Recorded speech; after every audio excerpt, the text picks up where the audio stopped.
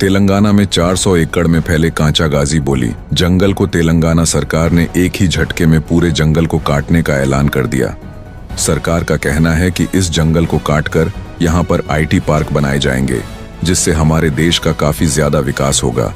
लेकिन जरा आप ही सोचिए कि 400 एकड़ में फैले जंगल को काटकर इस देश का विकास किया जाएगा कि विनाश किया जाएगा, क्योंकि इन जंगल में रहने वाले हजारों लाखों जानवरों का क्या होगा। आपने देखा होगा कि जब इस जंगल की कटाई शुरू हुई तो सारे जानवर अपनी जान बचाने के लिए भागते हुए नजर आ रहे थे।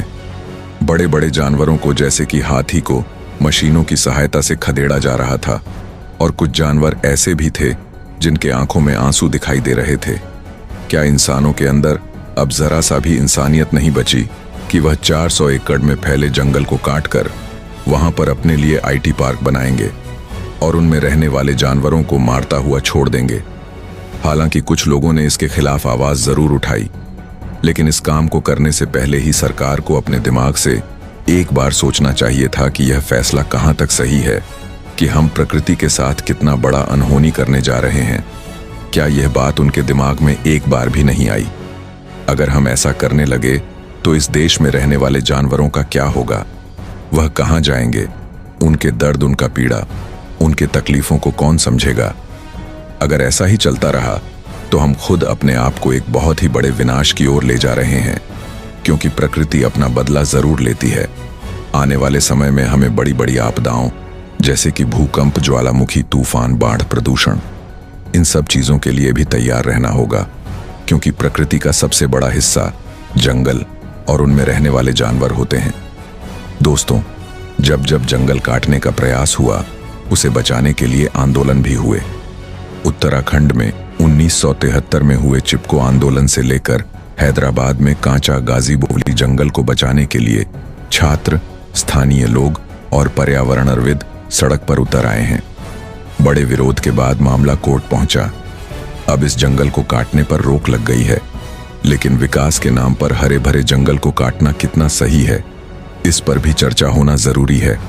स्थानीय लोगों का कहना है कि जंगल कटने से लोकल इकोसिस्टम पर फर्क पड़ेगा। इस जंगल को हैदराबाद का फेफड़ा भी कहा जाता है।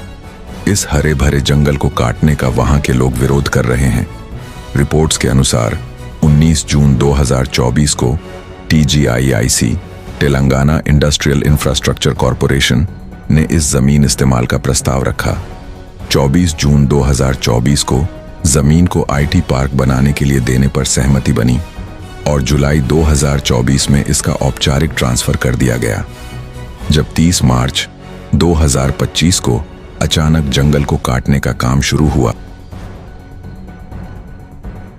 विरोध शुरू कर दिया। उनकी पुलिस से झड़प भी हुई। इसके बाद पुलिस ने छात्रों को हिरासत में भी लिया। पुलिस की कार्रवाई के बाद हैदराबाद यूनिवर्सिटी की स्टूडेंट यूनियन भी छात्रों के साथ आ गई। तेलंगाना सरकार का कहना है कि जिस जमीन को लेकर बवाल हो रहा है, उसकी मालिक सरकार है। सरकार विरोधी छात्रों और लोगों को गुमराह कर रहे हैं। विकास में बाधा डालने का प्रयास किया जा रहा है। वहीं इस मामले में रिटायर्ड वैज्ञानिक कलापाला बाबू राव और पर्यावरण संगठन वाटा फाउंडेशन ने जनहित याचिका दायर कर दी थी।